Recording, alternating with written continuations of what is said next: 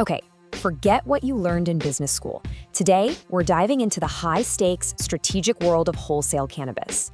We're going to break down the playbook for winning the most valuable prize in the entire industry, shelf space.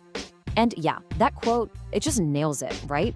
Getting your product into a store isn't just a transaction, it's a battle. And today, we're looking at the tactics you need to win in those trenches. You know, in today's cannabis market, it is so incredibly crowded. Having a great product might get you in the door, but it absolutely does not guarantee you a seat at the table. To win that precious shelf space, you need a killer strategy. So, let's start with the absolute basics.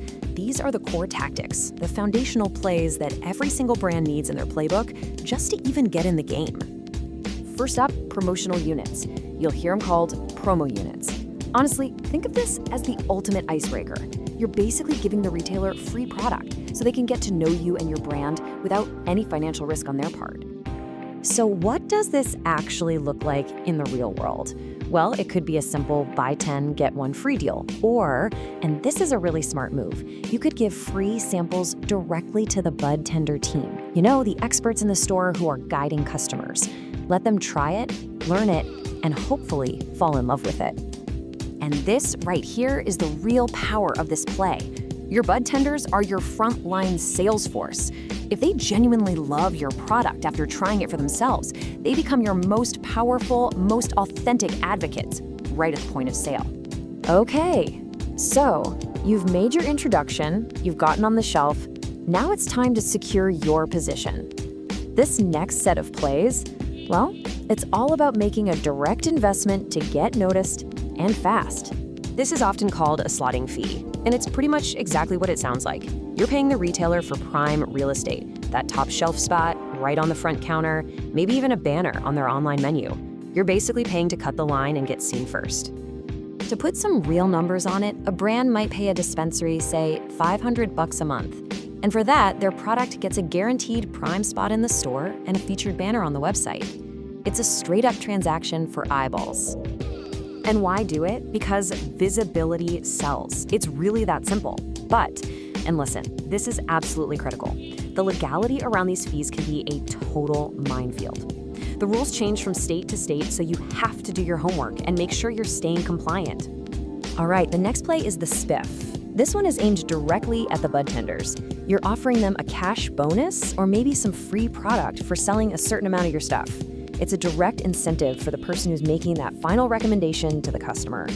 Now, this tactic has really evolved. The old school way was literally cash and a clipboard, trying to track sales by hand. But now, you've got platforms like Sparkplug that digitize the entire process.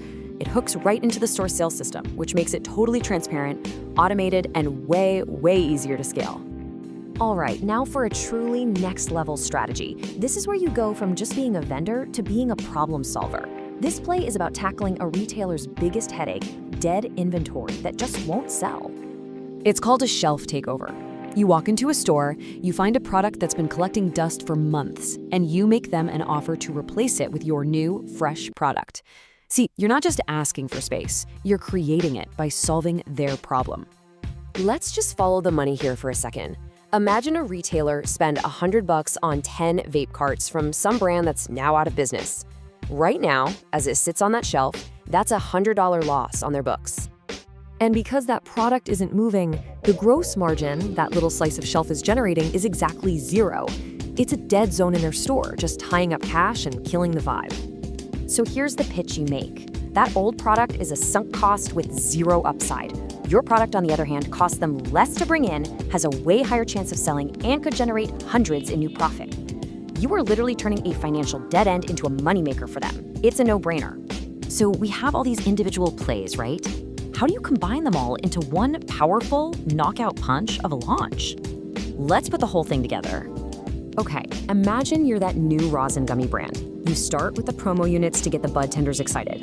You pay for that homepage placement to drive visibility. You run a spiff to motivate sales, and then you issue a vendor credit to help the store cover any costs. You've covered all your bases. You've hit them from every angle. And this is the ultimate result. When you show up with a plan that genuinely helps the retailer succeed, you change the entire dynamic of the relationship. You are no longer just another vendor trying to sell them something, you're a true partner invested in their growth. Look, these tactics aren't just about making that first sale. They're about building real staying power in a ridiculously tough market. This is all about winning the long game. And at the end of the day, this is the one core principle that ties all of this together. Every play we've talked about is designed not just to win that initial spot, but to build a foundation so strong that you never lose it. Because trust me, winning a shelf back is 10 times harder and more expensive than keeping it in the first place. So I'll just leave you with this question to chew on. In a market this crowded with so many amazing products out there, who really wins? The brand with the best product or the brand that proves they're the best partner?